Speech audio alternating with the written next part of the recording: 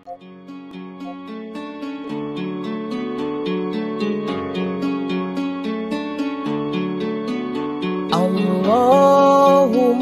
arhamna bil Qur'an.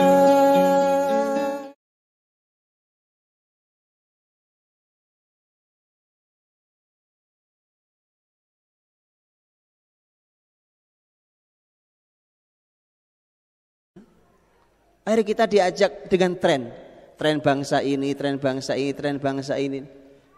Saya belum bicara Islam ini ya. Saya belum bicara Islam. Kalau bicara Islam lebih musibah lagi kita. Baik, makanya sekali lagi bahwa ngaji wacana seperti ini harus dituntaskan sampai action. Tentu kita perlu tahapan, insya Allah kita tahapi, kita jalani tahapannya, sehingga dengan izin Allah ada yang berubah. Kita mungkin perlu menunggu beberapa tahun ke depan dengan izin Allah, tapi harus ada yang mulai berubah. Kalau begini terus makin hari kita makin tidak kenal diri kita sendiri. Kalau kita kenal nasab kita, nggak usah jauh-jauh, nggak usah nasab bangsa inilah. Nasab saya anaknya bapak saya anaknya kakek saya, begitu terus ke atas. Begitu diketahui apa sih kehebatan, kebesarannya keluarga, hasab keluarga saya ini, saya pasti akan mudah menjumpai itu ada dalam diri saya. Antum nanti cek itu dengan sangat mudah di anak-anak kita, ya kan? Bayangkan ini saya katakan kita ini diajak untuk berilmu sangat sulit, untuk mengenali potensi anak-anak kita. Ilmunya susah banget ya kan? Itu hanya orang tertentu yang bisa mengenali potensi anak-anak. Kenapa, Pak? Mudah sekali anak-anak saya tiap hari ketemu saya, setiap hari berinteraksi dengan saya, serius sampai bercanda dengan saya, bergumul dengan saya setiap hari. Masa saya nggak kenal anak saya? Betul kan? Belum lagi ketika antum padu dengan ilmu syariat, antum padu dengan ilmu nasab, mudah sekali mengenalinya. Dalam dirimu ada kebaikan ini. Bahkan antum padu dengan namanya saja ketahuan, Pak. Itulah mengapa dalam kitab-kitab apapun, kitab hadis mesti ada bab tentang pemberian nama. Kenapa? Nama itu adalah dia semacam alat kontrol, Pak. Nama itu alat kontrol. Kayak antum kalau ada saluran air gitu, itu oleh ahlinya pasti dibuatkan tempat untuk kontrol, betul ya? Pasti dibuatkan alat kontrolnya. Jadi nanti kapan-kapan ada mampet, dia akan kontrol di tempat-tempat alat kontrol itu. Dia tahu, karena ini alat kontrolnya. Salah satu alat kontrol yang diberikan dalam Islam adalah nama. Karenanya Nabi tidak tanggung-tanggung, tidak segan-segan mengganti nama sahabat yang salah. Karena alat kontrol hidup kita salah satunya. Ya? Kalau antum kasih nama anak namanya Abdullah, antum punya kebayang sekian banyak nama orang besar bernama Abdullah, yang antum mau siapa, ya kan? Yang penting jangan Abdullah bin Ubay bin Salul. Ini tokoh munafik itu masalahnya, ya kan? Abdullah juga. Gitu, antum akan mudah ngontrolnya. Coba antum perhatikan, tidak lama dia akan tumbuh seperti namanya. Jadi antum mudah, begitu dia tumbuh sekarang usia berapa, antum akan katakan, aku tahu nak, sekian tahun ke depan kau akan punya sifat seperti ini. Oh ini ilmunya nggak ada tempat lain, nggak ada tempat lain. Karena subhanallah, kita ini belum belajar syariat, tapi sudah belajar semua ilmu yang lain. Selesaikan dulu belajar syariatnya. Jangan dipikir sederhana. Kita tahu pemberikan nama yang baik bukan buat bayi yang baru lahir. Cuma kita tidak pernah tahu apa penjelasan ulama di balik nama. Gitu kan? Mengajari anak sholat umur 7 tahun, mulai di situ. Itu semua tahu, tapi kita tidak pernah tahu apa penjelasan panjang lebar ulama di balik penjelasan, di balik hadis ini. Begitu Pak, itu ilmu syariatnya belum selesai. Sepotong, secuil, rasanya nggak jelas. Tahu untuk makanan secuil, itu rasanya nggak karu-karuan, Pak. Nggak pernah utuh kita bisa merasakan, oh ini kue, oh ini roti apa, oh ini nasi apa. Nggak pernah utuh kita merasakan ilmu Islam ini. Begitu ya? Nggak apa-apa, emang harus diaduk-aduk dulu baru nanti ditenangkan. Harus begitu. Itu teman-teman, jadi subhanallah, sampai nama itu alat kontrol loh. Dibuka ditutup itu ketahuan. Coba antum perhatikan nanti, antum yang sudah benar ngasih nama anak-anaknya. Makanya saya supaya mudah ngontrolnya, ini saya cuma isi ide saja. Sebenarnya sah-sah saja, antum mau pakai nama apalah, yang penting namanya baik ya. Saya cuma ingin mudah ngontrolnya anak-anak saya. Itu saya kasih nama semua, nama anak saya adalah nama sahabat. Sehingga saya mudah controlling ya kan. Oh, saya kuasai sejarah mereka dalam sahabat, mudah buat saya. Jadi kalau mereka tumbuh, saya suka godain anak-anak saya. Kamu gak usah ngomong, Abimu ini sudah tahu. Dia senyum-senyum aja kan. Karena begitu saya tebak, kok Abi tahu? Itulah Abimu ini diam-diam tahu. Ya. Jadi makin lama saya makin sakti di depan anak saya, Pak. Iya. Padahal mudah sekali. Begitu dianalisa satukan, makin lama dia makin seperti namanya. Lihat itu. Padahal bukan nasab loh, itu baru nama. Baik. Nasab mudah mengenalinya juga. Apa kelebihan bapaknya, apa kelebihan ibunya. Kan mereka adalah gabungan dari bapak dan ibunya. Apa kelebihan dua keluarga besarnya. Begitu seterusnya sampai ke atas. Tolong dicari ya nasabnya ya. Ini bicara sejarah nih, sejarah diri kita sendiri. Belum bicara sejarah yang besar. Nah itu nanti. Sejarah diri kita sendiri. Ya, tolong dikenali. Ini PR pertama ya. Pulang sampai rumah cari nasabnya. Oke, ini kalau saya kepala sekolah saya wajibkan semua. Besok saya evaluasi. Bulan depan kalau kita ketemu lagi saya evaluasi. Saya mau nanya antum satu-satu ya kan. Apa yang sudah antum lakukan dengan nyari nasab masing-masing. Sampai ketemu hasabnya. Cari nasab sampai ketemu hasabnya. Paham ya? Nanti antum akan mudah menyimpulkan di diri antum, di diri anak-anak antum ada kebaikan itu. Mudah ya? Mudah. Itu di situ baru antum paham. Mengapa sih syariat sibuk sekali menjaga nasab? Memang gak ada yang lain lebih penting daripada nasab gitu? Masalah nasab dijaga betul. Satu dari 5 hal yang sangat asasi, sangat mendasar. Kita menyebutnya hak asasi ya. Ini salah satu dari 5 hal yang asasi dalam Islam. Nasab itu. Baik. Teman-teman rahmati Allah SWT, kita akan kembali kepada kehidupan manusia terbaik yang itu akan dikembalikan dengan izin Allah Subhanahu wa taala di masa ke depan kita ini. Makanya kenapa kita kumpul, kita mencoba menggalinya untuk mengembalikannya. Untuk mengembalikannya tentu kita tidak akan pernah sesempurna yang ada yang pernah berlalu, tapi seperti kalimat Imam Syafi'i rahimahullah bahwa ya kalau tidak seperti mereka, bermirip-miriplah seperti mereka. Ya, jadi kalaupun nggak sama persis ya minimal mirip ya. Kan kalau mirip sahabat Abu Bakar kan menarik sekali ya kan. Mirip Abdurrahman bin Auf kan luar biasa. Kan mirip Usamah bin Zaid, mirip Aisyah, mirip Fatimah, mirip luar biasa. Baik, Rasulullah SAW itu Rasul itu kita tahu oleh Allah dibekali kurikulum itu cuma Quran, Pak. Nabi punya kurikulum apa saja kurikulumnya? Kan Nabi itu tugasnya menghilangkan gelapnya jahiliyah di muka bumi. Betul ya? Bumi ini semua gelap. Saat itu semua gelap. Gelap dalam makna mereka tidak tahu harus kemana, mereka tidak kenal Tuhannya, mereka nggak ngerti hidupnya dari mana mau kemana, apa tujuannya, habis ini apa yang terjadi, mereka tidak tahu sama sekali. Pokoknya di sini kita hidup, sekarang kita nyari uang, besok kita mati, udah selesai sampai di situ. Jadi nggak tahu, sama sekali nggak mengerti. Bahkan Persia dan Romawi yang terbesar saat itu pun juga tidak mengerti. Kalau Persia saya pikir wajar karena nggak punya kitab suci. Romawi yang punya kitab suci pun nggak ngerti. Jadi bayangkan yang punya kitab suci saya nggak ngerti. Apalagi orang Arab lagi. Orang Arab ya loh. Orang Arab itu Romawi enggak, Persia enggak. Mereka tidak Romawi enggak, Persia enggak. Akhirnya ya sudah, apa saja disembah ya kan? Patung dia buat hari disembah ya kan? Patungnya dikencingi sama musang. Baik, Tuhannya dikencingi sama musang, besok dia ganti Tuhannya, dibikin yang lebih baru lagi. Nemu batu bagus banget disembah jadi Tuhan.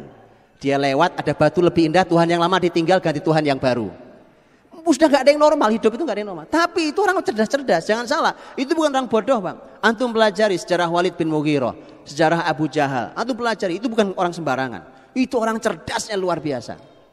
Cerdasnya luar biasa. Urusan ekonomi, mereka kuasai perdagangan dari mulai jalur Hijaz itu, Jazirah Arab dari utara sampai selatan, dari Syam masuk Persia sampai Yaman dia kuasai jalurnya. Hebat, Pak. Kita kan dagang nggak jauh dari Dago sampai situ doang kan. Itu makanya saya bilang ini nggak sembarang orang. Tetapi tergelincir cara berpikirnya, di mana nemu batu dia sembah, di mana nemu pak kayu dia sembah, di mana nemu pohon jadi Tuhan. Sudah nggak logis. Begitu. Untuk itulah teman-teman, Rasul yang tugasnya sebesar itu, satu bumi tugasnya. Satu bumi, diutuslah seorang nabi ummi pula. An-nabi al-ummi. Nabi tidak bisa baca tulis. Terus gimana tulisan? Antum-antum Masya Allah ahli ilmu, pandai membaca ya kan? Dan memang kita diperintah dalam Islam, Iqra bismi rabbikal ladzi khalaq. Nabi SAW ummi, dan itu ada hikmah besar Allah kenapa Nabi harus ummi. Tapi Nabi yang ummi itu ternyata memang untuk melindungi Nabi ini agar tidak tercampuri, terkotori oleh literatur manapun kecuali literatur yang ditalakikan oleh Allah melalui Jibril. Hari ini kan karena kita pinter baca ya kan, semua dibaca. Akhirnya nggak jelas saringannya, jebol semua. Bukan tidak boleh baca. Baca itu, belajar ilmu itu ada aturannya, betul ya? Abdul Walid Al-Baji rahimahullah ta'ala, ulama kebangkitan Andalus, ulama luar biasa dari negeri Andalus. Abdul Walid Al-Baji itu punya pesan buku. Buku itu adalah pesan Abdul Walid Al-Baji untuk kedua putranya. Ditulis nasihatnya Abdul Walid Al-Baji untuk dua putranya. Salah satu nasihatnya tentang ilmu filsafat gini. Dia katakan, nak, jangan pelajari filsafat. Karena kau masih kecil, imanmu belum kuat.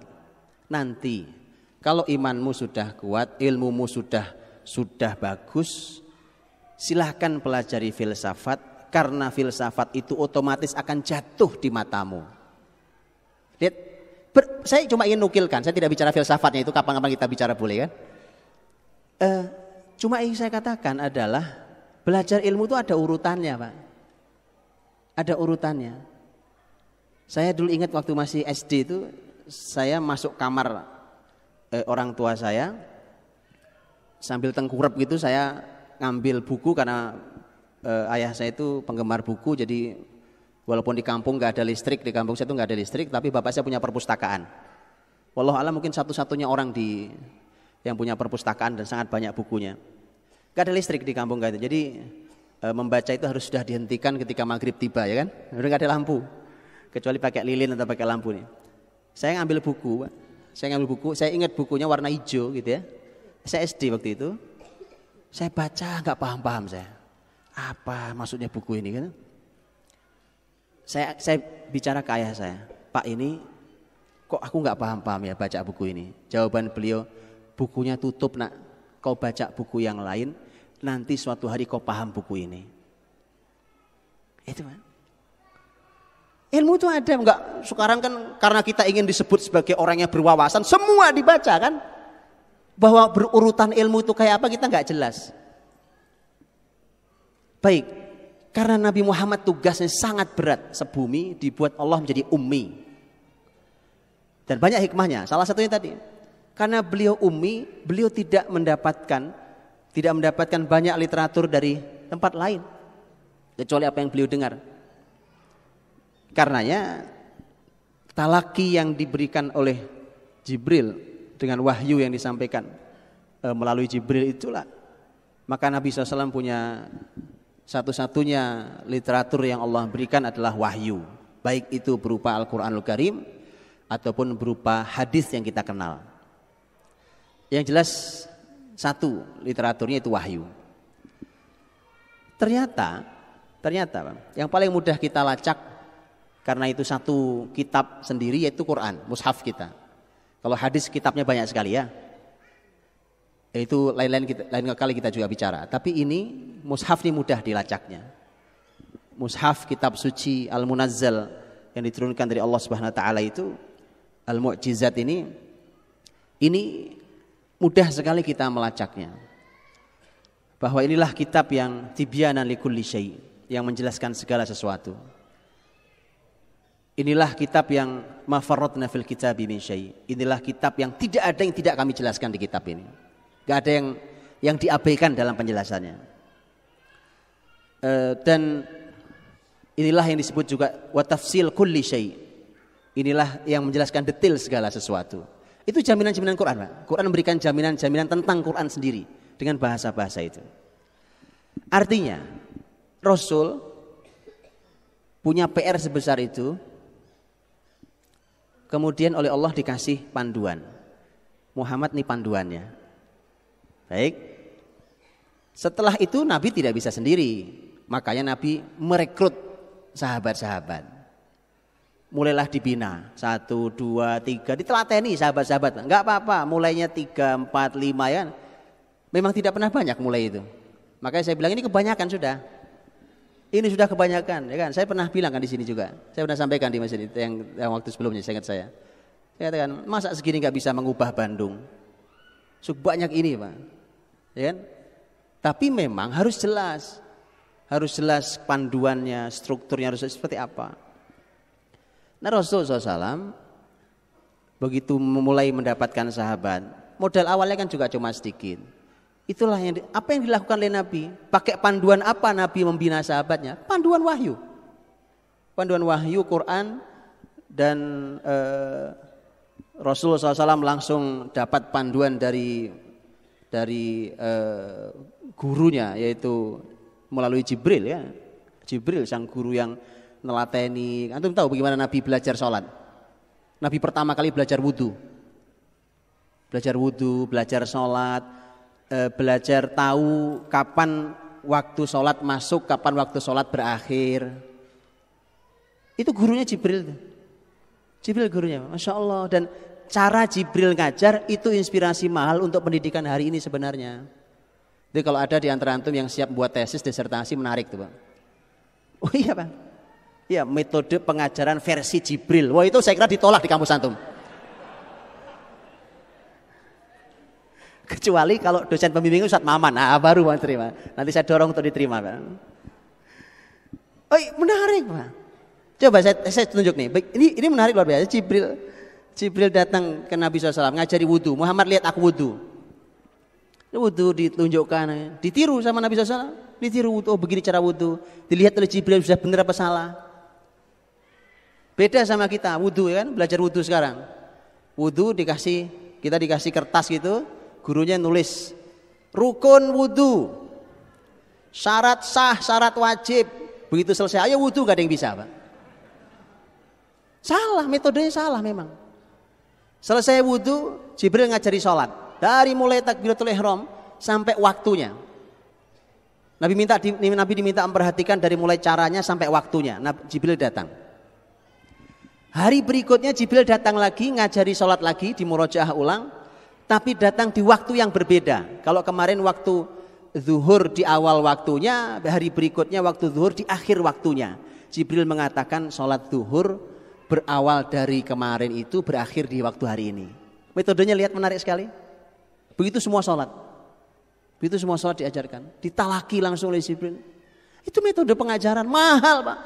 Langsung malaikat terbaik loh gurunya ya kan.